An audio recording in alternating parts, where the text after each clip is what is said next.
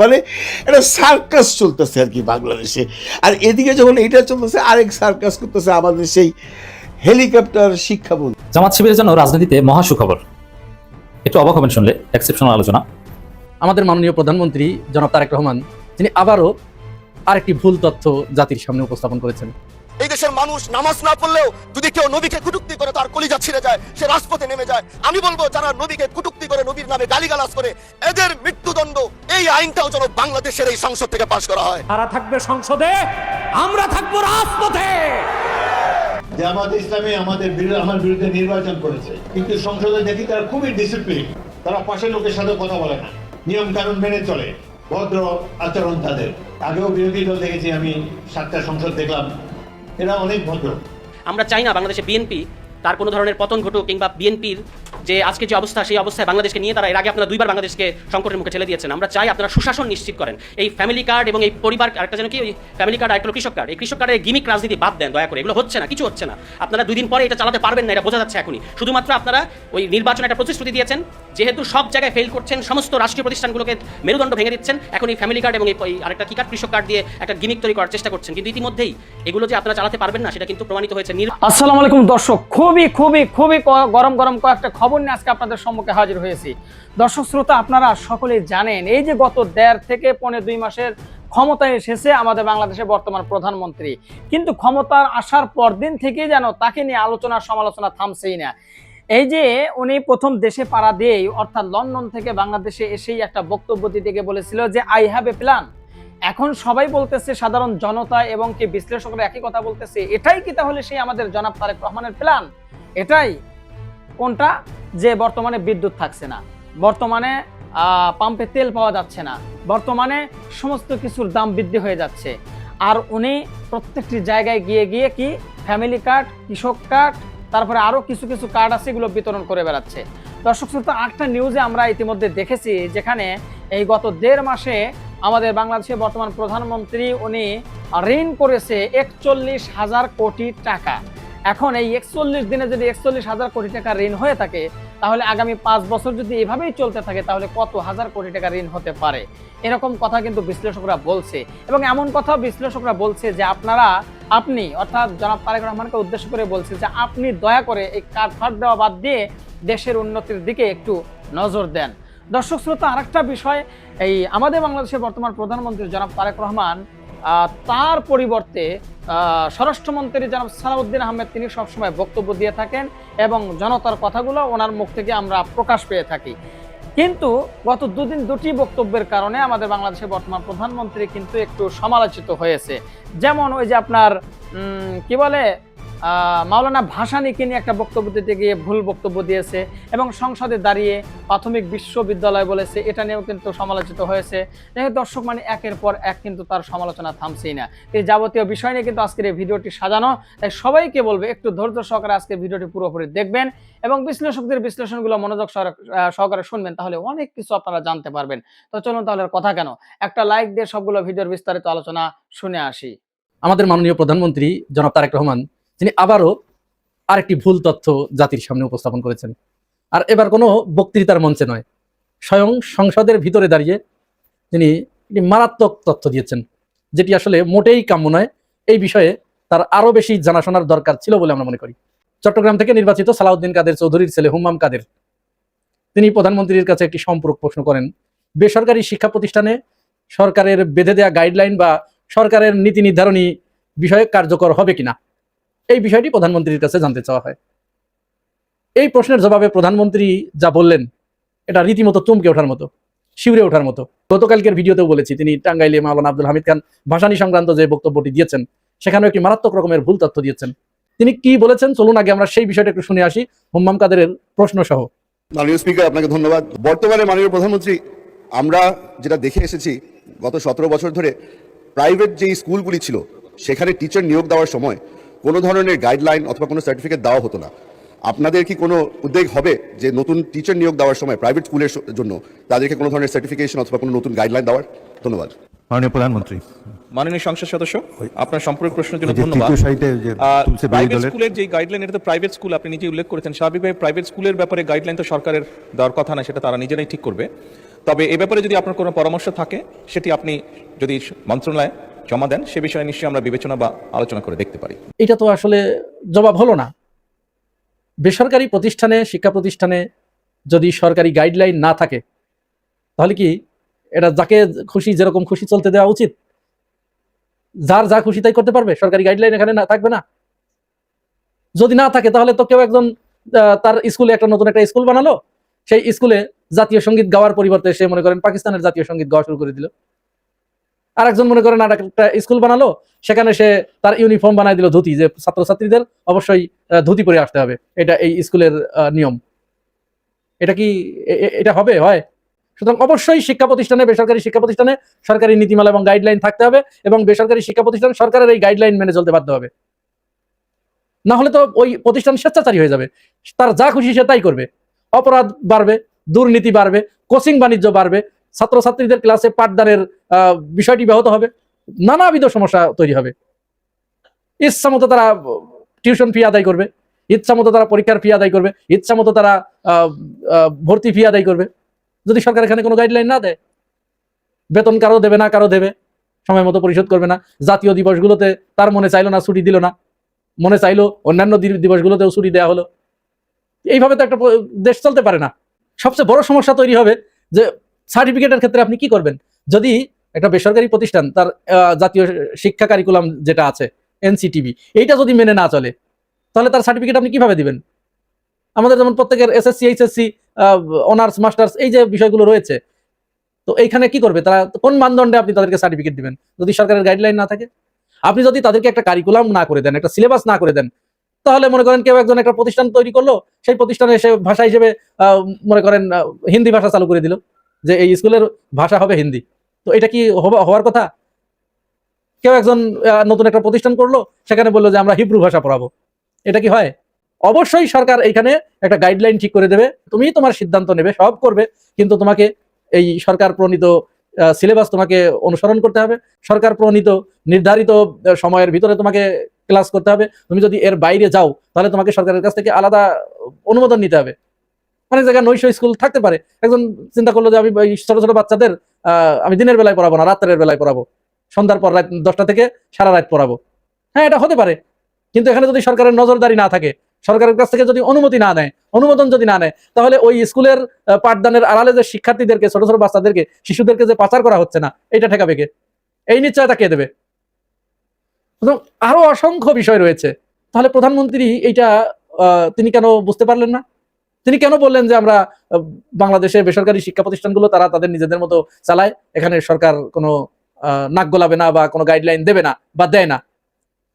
আসলে কি বিষয়টা তাই? বিষয়টা তো এরকম না। অবশ্যই সরকার এখানে গাইডলাইন দেয়, গাইডলাইন থাকে, না থাকলে আমি যেটা বললাম সেরকম হয়ে যাবে। তাহলে হয়তো এটা প্রধানমন্ত্রীর জানার সীমার বাইরে হতেই পারে, থাকতেই পারে, কিন্তু তার আশেপাশে যারা ছিল তারা কি করলো? তারা কেন আগে থেকেই এই ইনফরমেশন তাকে দিল না? বা এই যে 10 জন উপদেষ্টা আছে, তারা কেন প্রত্যেকটা বিষয়ে আগেই তাকে কেন অবহিত করা হয় না? সংসদে যে এই প্রশ্ন হবে এটা জানতো না? জানতো, তাহলে এই বিষয়ে কেন আগে থেকে তাকে ব্রিফ করা হয় নাই? তো প্রধানমন্ত্রী হয়ে যখন তিনি এইভাবে একের পর এক মিস ইনফরমেশন মানুষকে দিবেন, বা যেটা বিধির বাইরে সেটা করবেন, তখন তো মানুষের ভিতরে ভুল বার্তা যাবে। দুদিন আগে একটা বিষয় দেখলাম যে প্রধানমন্ত্রী সংসদের ভিতরে বসে পত্রিকা পড়ছেন, এইটা নিয়ে প্রচন্ড প্রশংসা করা হচ্ছে। আরে ভাই, কোন জায়গায় প্রশংসা করতে হবে আর কোন জায়গায় করতে হবে না, এইটুকু কি আপনাদের বোধ বুদ্ধিও কি সব সংসদ সদস্যদের নষ্ট হয়ে গেল? অথচ সংসদের যে বিধিমালা সেখানে বলা আছে যে সংসদের সাথে সংশ্লিষ্ট নয় এমন কোনো বিষয়ে সেখানে সেই কার্যক্রম পরিচালনা করা যাবে না। কেউ পড়ালেখা করতে পারবে সংসদের ভিতরে, যদি সেটা ওই সংসদের ভিতরে যে আলোচনাটা হবে সেটার উপরে তারা পড়তে পারে, কিন্তু সম্পূর্ণ সংসদের বাইরের একটা বিষয়, পত্রিকা পড়া তো সংসদের বাইরের বিষয়, ওখানে পত্রিকা পড়ার জায়গা নয়। তাহলে এই জিনিসগুলো যদি আপনারা তাকে না বলে দেন, আগেই বলেছি যে একজন মানুষের না জানা থাকতে পারে, যদি না বলে দেন তাহলে সে এইটাকে যদি প্রশংসা করেন তাহলে তো অবিধিটাই বিধিতে রূপান্তরিত হবে। তাহলে আপনারা কি প্রকারান্তরে প্রধানমন্ত্রীকে ক্ষতি করছেন কিনা, এই বিষয়টি কি কখনো ভেবে দেখেছেন? বিএনপির নেতাকর্মীরা মাজায় গামছা বেঁধে নাচানাচি শুরু করেছে। টাইম ম্যাগাজিন প্রধানমন্ত্রী তারেক রহমানকে বিশ্বের শ্রেষ্ঠ 1000 জন ক্ষমতাধর ব্যক্তির তালিকায় তার নাম উঠে এসেছে, এটা টাইম ম্যাগাজিনে। এটা নিয়ে প্রচন্ড নাচানাচি করছে। কিন্তু আপনারা কি টাইম ম্যাগাজিনের ইতিহাস জানেন? এটা কিন্তু একটা কুপা, টাইম ম্যাগাজিন একটা কুপা জায়গা। এই কুপায় যারে ধরে এইখানে যার নাম ওঠে তার ভবিষ্যৎ কিন্তু ভালো হয় না। আপনারা জানেন 2023 সালে কিন্তু শেখ হাসিনা টাইম ম্যাগাজিনে এই 100 জনের ভিতরে একজন হয়েছিল, আর 2024 সালে তিনি পার করতে পারলেন না, তাকে কিন্তু বিদায় নিতে হয়েছে। এর আগে যাদের যাদের টাইম ম্যাগাজিনে নাম উঠেছে প্রত্যেকের একই ভাগ্য হয়েছে। যুক্তরাষ্ট্রের প্রেসিডেন্ট জন এফ কেনেডি, তার নাম কিন্তু টাইম ম্যাগাজিনে উঠেছিল। তার ভাগ্য আপনারা সবাই জানেন, তার ভাগ্যে কি ঘটেছিল। তারপরেই শুধু তাই নয়, এই টাইম ম্যাগাজিনের পাতায় সাদ্দাম হোসেন, মুয়াম্মার গাদ্দাফি, এই সমস্ত লোকদের নাম উঠেছিল। এদের কপালে কি ঘটেছে জানেন আপনারা? জুলফিকার আলী ভুট্টোর নাম উঠেছিল। কি ঘটেছে এদের কপালে? আমাদের সাবেক প্রধানমন্ত্রী দেশনেত্রী বেগম খালেদা জিয়ার নাম উঠেছিল 2006 সালে, তারপরে কিন্তু আর তিনি ক্ষমতায় আসতে পারেন নাই। সুতরাং টাইম ম্যাগাজিনের একটা কুফা আছে, উল্লসিত হবার কিছু নাই। কারণ এই সমস্ত জায়গাগুলো এমন একটা জায়গা, ওখানে চোখ পড়ে যায়, সারা পৃথিবীতে ছড়িয়ে যায়, তো যার কারণে অনেক কুচক্রী মহলের চোখ পড়ে যায়, যে কোনো ভাবেই হোক তাকে তখন তার পিছনে লোক লেগে যায়। সুতরাং উল্লসিত হবার কিছু নাই। আপনারা প্রধানমন্ত্রীকে যে তথ্যগুলো আছে সঠিক তথ্য দিন এবং জানানোর ব্যবস্থা করুন, যাতে তিনি ওই জায়গায় দাঁড়িয়ে বসে ওই সংসদের মতো জায়গায় বা যে কোনো জায়গায় তিনি যে তথ্যগুলো দিবেন, জনগণ যেন একেবারে খুব চোখ বুঝে সেই তথ্য গ্রহণ করে এবং সঠিক সিদ্ধান্ত তিনি গ্রহণ করতে পারেন। এখন কথায় আসলে মনে পড়ে যাচ্ছে মাহমুদুর রহমান যখন বলেছিলেন যে প্রধানমন্ত্রীকে সঠিক তথ্য জানতে দেওয়া হয় নাই। এখন তো দেখছি তাই, একদম সত্য কথা। মাহমুদুর রহমানের ওই বক্তব্যের পরে অনেক বিএনপির বুদ্ধিজীবী চরম খেপা খেপেছিল, তারপর থেকে মাহমুদুর রহমানকে বাটপার বলে ডাকে তারা। মাহমুদুর রহমান যদি বাটপার হয় তাহলে আপনারা কোন পর্যায়ের কি বাটপার না আটপার না চাটপার, সেটা তো একবার চিন্তা করে দেখেছেন? মাহমুদুর রহমান যা বলেছিল সেটাই সঠিক হচ্ছে, তার মানে তাকে সঠিক তথ্য দেওয়া হচ্ছে না, তাকে মিস ইনফরমেশন দেওয়া হচ্ছে, মিস গাইড করা হচ্ছে। আর যার কারণে তিনি একের পর এক যখনই কথা বলছেন, মুখ খুলছেন, তখনই তিনি সমালোচনার সম্মুখীন হচ্ছেন। জামাত শিবিরের জন্য রাজনীতিতে মহা সুখবর। একটু অবাক হবেন শুনলে, এক্সেপশনাল আলোচনা। জামাতের জন্য অসম্ভব অনুকূল পরিবেশ তৈরি হচ্ছে। খালি চোখে এটা দেখছেন না, আমি আপনাদের চোখ খুলে দেব। জামাতের জন্য সমস্ত বাধা দূর হয়ে যাচ্ছে। আপনারা তো খালি চোখে দেখছেন যে বাধা বাড়ছে, কারণ এই বিএনপি সরকার সংসদে মুক্তিযোদ্ধা কাউন্সিল বিল পাস করেছে, যেখানে মুক্তিযোদ্ধার সংজ্ঞায় জামাতকে পাকিস্তানের সহযোগী সংগঠন হিসেবে স্পষ্টভাবে উল্লেখ করা হয়েছে এবং জামাতের বিরুদ্ধে যারা যুদ্ধ করেছে তারাও মুক্তিযোদ্ধা। এই আইনের উপর ভিত্তি করে জামাতকে যে কোনো সময় নিষিদ্ধ করে দেওয়া যায়। তা আপনারা দেখছেন জামাতের জন্য তো বাধা আর বাধা। মুক্তিযুদ্ধকে কেন্দ্র করে জামাতকে নিষিদ্ধ করে দেওয়ার একটা লাইন হয়েছে, এনসিপিও সেখানে সমর্থন দিয়েছে। আর তার বিপরীতে আমিরে জামাত অসহায়ের মতো কথা বলেছে। আমিরে জামাত বলেছে 71 সালে কার কি ভূমিকা ছিল এটা আল্লাহ ভালো জানেন। এটা আমিরে জামাতের একটা অসহায়ত্ব।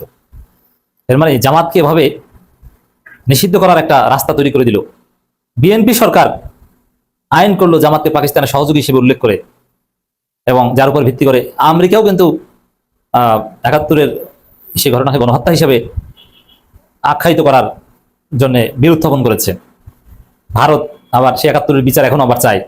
তো এটা জামাতের জন্য একটা মহা দুঃসংবাদ মনে হয়, কিন্তু না, এর মধ্যে আর এক ঘটনা আছে, বাস্তবতা আছে। আমি আসছি সেদিকে।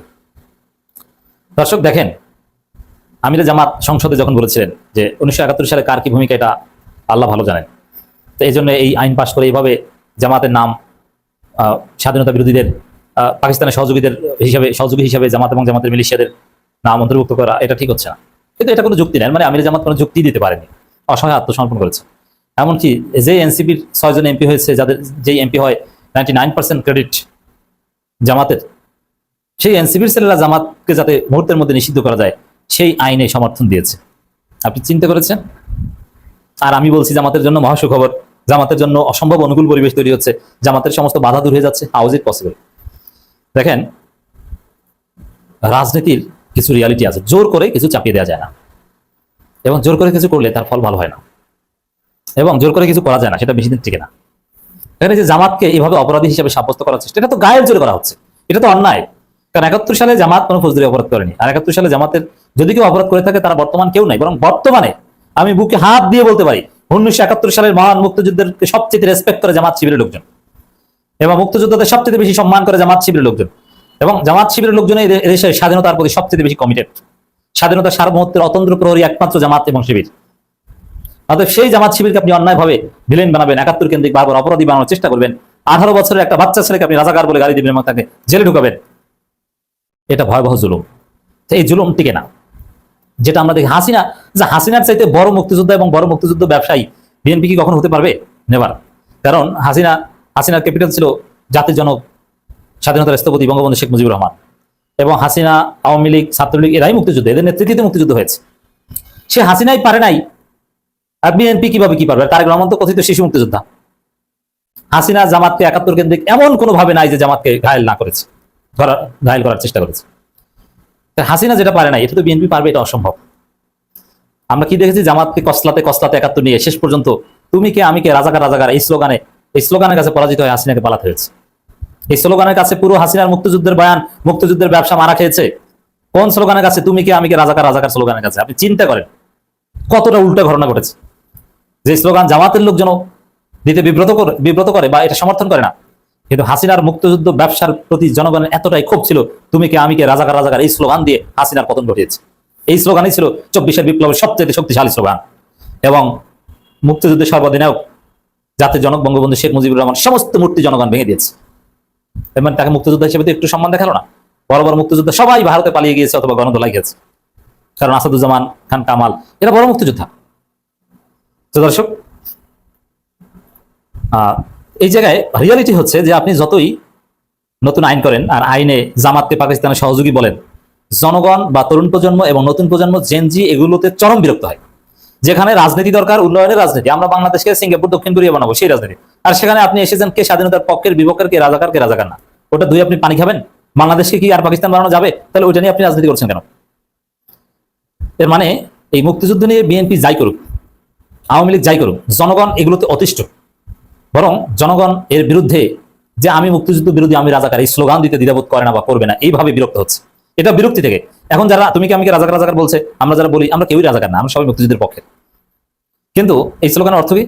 এই স্লোগান অর্থ হচ্ছে তোমার মুক্তিযুদ্ধ মারানির প্রতি আমি বিরক্ত, তুমি মুক্তিযুদ্ধের নামে দেশটাকে ধ্বংস করছো। এটি হচ্ছে মূল কথা। তো দর্শক, এখন বিএনপি ক্ষমতা এসেছে, সরকার গঠন করেছে, এখন দেখা যাচ্ছে যে ব্যাপকভাবে ভুয়া মুক্তিযুদ্ধ আইডেন্টিফাই হচ্ছে এবং জুলাই যেভাবে এই বিএনপি সরকারের মাধ্যমে স্থান পাচ্ছে, জুলাই যোদ্ধাদের সুরক্ষা, জুলাই শহীদ পরিবারকে সুরক্ষা, তাদের ক্যাটাগরাইজ করে জুলাই যোদ্ধাদের বিভিন্ন সুযোগ সুবিধা, জুলাই অধিদপ্তর গঠন করা। তো এভাবে যেভাবে রাজনীতি জুলাই ভিত্তিক হয়ে যাচ্ছে, তাতে ৭১ এমনিতে অপ্রাসঙ্গিক হয়ে যাবে, নাম্বার ওয়ান।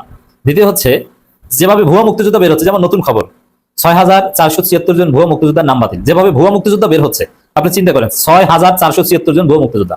এর মানে জীবিত মুক্তিযোদ্ধাদের মধ্যে হয়তো বেশিরভাগই ভুয়া, কারণ প্রকৃত মুক্তিযোদ্ধারা বেশিরভাগ মারা গেছেন, অথবা জীবিত মুক্তিযোদ্ধাদের মধ্যে একটা বিরাট অংশ ভুয়া। তো তার মধ্যে ৬,৪৭৬ জনের নাম অলরেডি বাতিল করা হয়েছে। তো এই যে জিনিসটা, মুক্তিযোদ্ধাদের মধ্যে প্রচুর ভুয়া মুক্তিযোদ্ধা এবং ভুয়া মুক্তিযোদ্ধা আবার ভুয়া মুক্তিযোদ্ধা সার্টিফিকেট তৈরি করে তার মধ্যে বিসিএস ক্যাডার হওয়া, এবং সেগুলো ধরা পড়ছে। এতে এই মুক্তিযুদ্ধ নিয়ে কোনো ব্যবসা, ৭১ কেন্দ্রিক ব্যবসার প্রতি জেনজি এবং তরুণ প্রজন্ম প্রচন্ড রকমের বিরক্ত হচ্ছে। যে এগুলো নিয়ে কেউ কথা বলতে গেলে তাকে আরো মানুষ সন্দেহ করে। এর মানে কেউ যদি ৭১কে কেন্দ্র করে রাজনীতি করার চেষ্টা করে যে না আমরা মুক্তিযুদ্ধের পক্ষে, এতে তরুণ প্রজন্ম বিরক্ত হয় যে তোমার মধ্যে ধান্দা আছে, কোন ধান্দায় তুমি ৭১ জিজ্ঞেস করছো বলো। এর অর্থ ৭১ নিয়ে রাজনীতি এদেশের তরুণ সমাজ আর মানবে না। ৭১ সেটেল আমাদের সবার, এটা নিয়ে বিভাজনের রাজনীতি করা যাবে না। এটি হচ্ছে রিয়ালিটি, এটি হচ্ছে জামাতের জন্য মহাসুখবর, এটি হচ্ছে জামাতের জন্য অনুকূল পরিবেশ, এটি হচ্ছে জামাতের বাধা দূর। মানে এটা সার্কাস চলতেছে আর কি বাংলাদেশে। আর এদিকে যখন এটা চলতেছে, আরেক সার্কাস করতেছে আমাদের সেই হেলিকপ্টার শিক্ষামন্ত্রী। আসসালামু আলাইকুম। আজকে যারা সংসদ দেখছেন তারা একটা জিনিস খেয়াল করছেন, ফজলুল হক মিলন সাহেব, তুখার ছাত্র নেতা, ঢাকা ইউনিভার্সিটির, একসময় মাঠ কাঁপায় রাখতো, উনি আজকে সংসদে ভাষণ দিলেন, অনেকক্ষণ কথা বললেন। অনেকগুলো কথার মধ্যে একটা কথা হলো একদম মানে মনে লাগার মতো। উনি আজকে সংসদে দাঁড়িয়ে বললেন যে ৭১ জিয়াউর রহমান সাহেব এনেছিল বাংলাদেশে, তারপর ৯০ খালেদা ম্যাডাম এনেছিল, ২৪ তারেক রহমান এনেছে।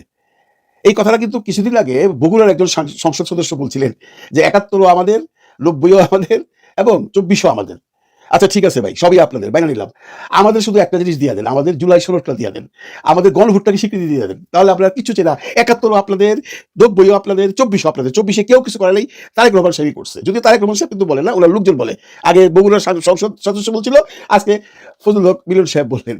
এই যে বলতে বলতে জানেন, এই যে এই প্রজন্মরে একদম মাথায় ঢুকাই দিবে। ৭১ বঙ্গবন্ধুর কোনো ক্রেডিট নাই, ৯০ শেখ হাসিনা বা অন্যান্য দলের কোনো ক্রেডিট নাই, ২৪-এ কিসের সেই ছাত্ররা, সমস্ত কিছু ক্রেডিট বিএনপির। তাও করেন ভাই, কিন্তু আমাদের জুলাই ১৬টা দিয়ে দেন। আপনাদের প্রধানমন্ত্রী গত পরশুদিনই তো যাইয়া টাঙ্গাইলে বলে আসছে, কি বলছিল একটু দেখেন। সনদে বিএনপি সই করে এসেছে সেই জুলাই সনদের প্রত্যেকটি অক্ষর, প্রত্যেকটি শব্দ, প্রত্যেকটি লাইন ইনশাআল্লাহ আমরা বাস্তবায়ন করব। ও মাই গড, কি সুন্দর কথা বলছে দেখছেন। যে জুলাই সনদ বিএনপি স্বাক্ষর করে এসেছে তার প্রত্যেকটি অক্ষর, প্রত্যেকটি কথা তারা বাস্তবায়ন করবে। জুলাই সনদ তারা কি কি বলছিল, এটা একটা সার্কাস চলতেছে ভাই, মানে অ্যাকচুয়ালি পুরো একটা সার্কাস। আলাউদ্দিন সাহেব যখন জুলাই সনদ হয় তখন এক কথা বলছিল, এখন আরেক কথা বলতেছে। দেখেন সেই ভিডিওটা। নির্বাচনের একই দিনে আমরা আরেকটা আলাদা বেলেটে সেই জুলাই জাতীয় সনদের পক্ষে জনরায়টা নেওয়ার জন্য বলেছে, সেটাই রেফারেন্ডাম। এই রেফারেন্ডাম অনুষ্ঠানের জন্য আমাদেরকে কনস্টিটিউশনে কোনো অ্যামেন্ডমেন্ট আগে আনতে হবে না। এখন জাতির কাছে প্রশ্ন হচ্ছে যে এই গণভোট আমরা জনরায়ের জন্য অপেক্ষা যেটা করছি জুলাই সনদ বাস্তবায়ন করবে, এখানে রেফারেন্ডাম করতে তো মানা নাই। তখন জনগণ বুঝবে যে এই জুলাই জাতীয় সনদ তারা গ্রহণ করবে কি করবে না। তখন এই রায়টা রেফারেন্ডামের মাধ্যমে যখন আসবে, সেই জনরায়টা তো সার্বভৌম ক্ষমতার একটা রায়, সুতরাং সেটা সবাই মানতে বাধ্য হবে। এই গণভোট সেই গণভোট না, গণভোট অধ্যাদেশ। এই অধ্যাদেশ অনুসারে আরপিও অনুযায়ী নির্বাচন কমিশন গণভোট অনুষ্ঠান করেছে একই ডেটে, আলাদা ব্যালট। সংবিধানের 142 অনুচ্ছেদ অনুসারে সাংবিধানিক যে গণভোট, এই গণভোট সেই গণভোট না। মানে ঘটনা হচ্ছে কি বলুন ভাই, বলেন। ওনারা নিজেরাই এক একবার এক এক কথা বলে। সালাউদ্দিন সাহেব আগে কি করলো, পরে কি বললো, সেটা আপনারা শুনলেন। কিন্তু আমরা তারেক রহমান সাহেবের মুখ থেকে শুনলাম জুলাই সনদ অক্ষরে অক্ষরে পালন করা হবে। আসলে কি হচ্ছে? আমি আবারও বলতেছি, অনুরোধ করে, আপনারা বাংলাদেশের 71-এ স্বাধীন করছেন, বাংলাদেশের 90-এ স্বৈরশাসককে সরাইছেন, এবং বাংলাদেশের লাস্ট স্বৈরশাসক শেখ হাসিনাকেও আপনারা সরাইছেন। সব আপনারা করছেন। আমরা আপনাদের কাছে কিছুই চাই না, খালি আমরা জুলাই সনদটা বাস্তবায়ন চাই। এইটার জন্য ওই বৈষম্য বিরোধী আন্দোলনের ছাত্রদের কথা বাদ দিয়ে পুরো বাংলাদেশের মানুষ এটা চাইছে। আপনারা করতেছেন না। আপনারা কি আছেন? আপনারা আছেন কৃষি কার্ড, আপনারা আছেন ফ্যামিলি কার্ড, এগুলো নিয়ে যে সার্কাস চলতেছে বাংলাদেশে, বাংলাদেশের মানুষ এগুলো দেখতে চায় না ভাই। এই যে কৃষি কার্ড নিয়ে টাঙ্গাইলে যে নাটকটা হইলো, যে কবির হোসেন নামে এক ভদ্রলোকে দেওয়া হইলো কৃষি কার্ড, 210 টাকা মাসে, 6 টাকা 5 পয়সার মধ্যে দৈনিক পড়ে। এই কৃষক ভদ্রলোককে নিয়ে হতো ট্রল। এই কৃষক ভদ্রলোক কি বলে একটু দেখেন। নিজের 13% এবং অন্যের 6 বিঘা জমি আমি বর্গা চাষ করি। আমার 3টি গরু আছে। আজকের এই দিনটি আমার জীবনের সবচেয়ে স্মরণীয় দিন। এতদিন আমাদের রাষ্ট্রীয় কোনো স্বীকৃতি ছিল না। আজকে মাননীয় প্রধানমন্ত্রী আমাকে কৃষক কার্ড দেওয়ার মাধ্যমে স্বীকৃতি পেয়েছি। এই কার্ডের মাধ্যমে আমরা সরকারি প্রণোদনা পাবো, সার, বীজ, কীটনাশক ক্রয় করতে পারবো, কৃষি ঋণ নিতে পারবো, এবং এই কার্ড ব্যক্তিগত কাজে ব্যবহার করতে পারবো। এতে আমি খুবই খুশি। দেখেন, এই ভদ্রলোক কিন্তু আজকে মানে ভাইরাল। ওনার বাড়িতে শত শত সাংবাদিক, শত শত ইউটিউবার যা হাজির। কারণ কি জানেন, উনি যখন এই লেকচারটা দিতেছিল, আমাদের মাননীয় প্রধানমন্ত্রীও তাকায় আসছিল যে এটা কি কৃষক বলে, তো অনেক কৃষক যেভাবে সে কথা বলতেছে। তারপরে জায়গা তার সম্পর্কে তো এই যে আমাদের দেশের কিছু পুংটা পোলাপাল আছে না, এর পিছিয়ে লেগে গেল। লাগা তার সেই ফেসবুক বাই করে দেখলো উনি তো স্যুট বুট পরে একবার সৌদি আরব যেতেছে, একবার 7-স্টার হোটেলে থাকতেছে, ল্যাম্বরগিনি গাড়ির উপরে পয়সা নিচ্ছে। মানে এলাহি কারবার। এই এলাহি কারবার যা যে লোকটা করে, এই লোকটা কি এই মাসে 250 টাকার জন্য আইসা এখানে এত বড় বড় লেকচার দিবে? কি আসলেও কৃষক? আগে দেখেন উনি অ্যাকচুয়ালি কৃষক কিনা, উনার তার ছবিগুলো দেখলে একটু হলেও বুঝতে পারবেন। ছবিগুলো দেখেন।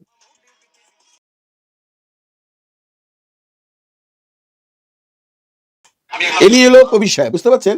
এখন ঘটনা হচ্ছে, এই ছবিগুলো দেওয়ার পরে অনেকেই বলতেছে এটা এআই দিয়া করছে। এই ভদ্রলোকের ছবি এগুলো নাই। ভদ্রলোক বেসিক্যালি দরিদ্র কৃষক, যার জন্য উনি 250 টাকা করে নেওয়ার জন্য এখানে আসছেন। ওনার মাত্র 13% জমি আছে, 6 বিঘা জমি, সে চাষাবাদ করে চলে, অত্যন্ত দরিদ্র।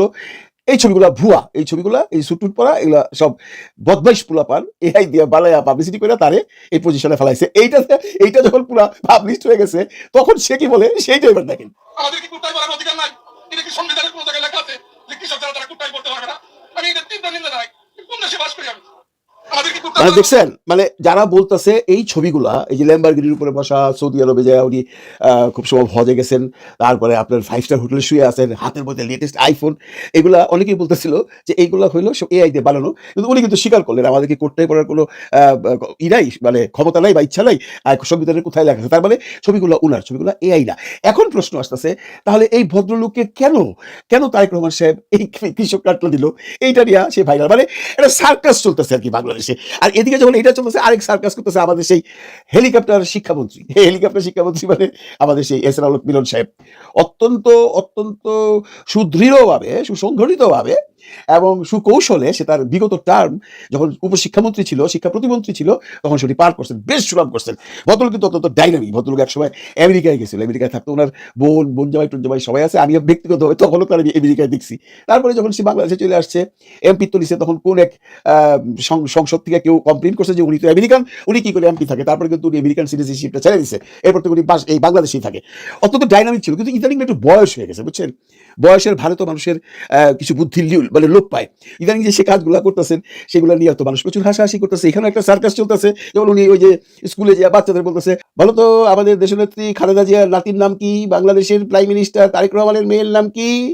একজনের বলতেছে জাইমা, জাইমা রহমান। হ্যাঁ, তোমরা কি তার সাথে রাজনীতি করবা? এই ধরনের কথাবার্তা বলে সে খুব ট্রল হয়েছে রে ভাই। এরপরে আজকে যখন তারা সাংবাদিকরা বলছে যে আপনি তো খুব ট্রল হচ্ছেন, এগুলো কেন বলছেন? ভাই এটা তো আমার আগের ভিডিও, মানে আমি সেই ইলেকশনের আগে বলছিলাম। আর এটা বলছি তো কি হয়েছে? এই তো শেখ হাসিনাও তো বলছে পুতুল এই দেশের প্রধানমন্ত্রী হবে। আর আপনারা কি মনে করেন না তারেক রহমানের মেয়ে জাইমা রহমান প্রধানমন্ত্রী হইতে পারবে না?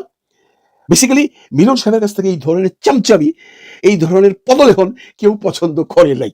উনি আসলে মেন্টালি সিক এখন আমার যা মনে হয়। ওনার এই মন্ত্রিত্ব থাকা উচিত না, কারণ শিক্ষা মন্ত্রণালয়টা মানে অত্যন্ত একটা বাংলাদেশের মানে ইম্পর্টেন্ট মিনিস্ট্রি। হ্যাঁ, এই মিনিস্ট্রি উনি আগের জমানায় ভালো চালাইছেন, এইবার সে পারবে না। এবার সে পারবে না, তার বিভিন্ন কারণ আছে। এমন জানি কেমন সে অপ্রাসঙ্গিক কথা বলে, যে কথার সাথে অন্যের কথা মিল নাই।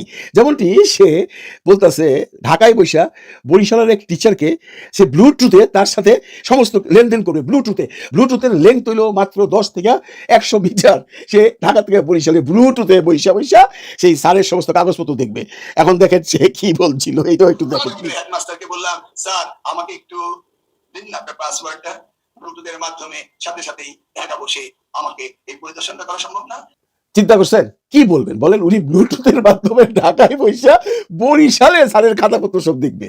উনার কি এখন, আপনারাই বলেন, উনার কি এখনো এই মিনিস্ট্রিতে থাকার মতো মানে কি বলবো ক্ষমতা আছে? না সরকার এটা নিয়ে ভাববে?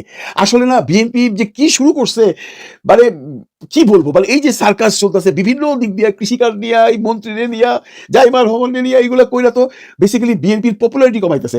দেখেন তারেক রহমান সাহেব যখন জনগণের সামনে যায় বলে, জনগণ কিন্তু বলে হ্যাঁ আমরা আপনার সাথে আছি। সাধারণ জনগণ কিন্তু এত খবর রাখে না। যাতে সাধারণ জনগণ ভাবতেছে মাননীয় প্রধানমন্ত্রী বলছেন উনি জুলাই সনদ অক্ষরে অক্ষরে পালন করবেন, তার মানে করবেন।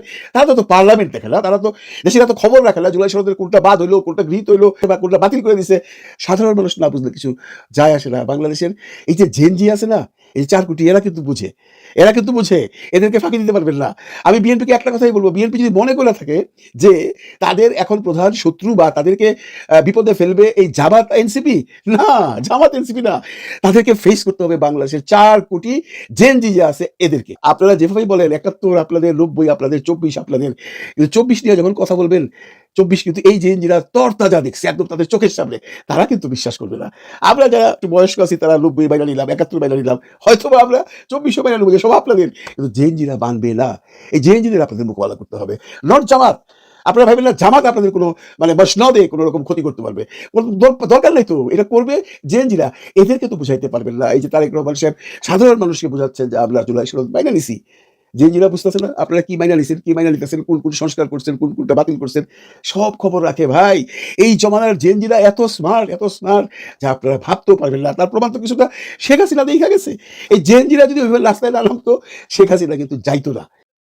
দর্শক, আশা করি সবগুলো ভিডিও দেখেছেন এবং বিস্তারিত আলোচনা শুনেছেন। তো অবশ্যই এবার আপনাদের মূল্যবান মতামত জানিয়ে দিন, পারলে ভিডিওটি শেয়ার করে সবাই দেখার সুযোগ করে দিন।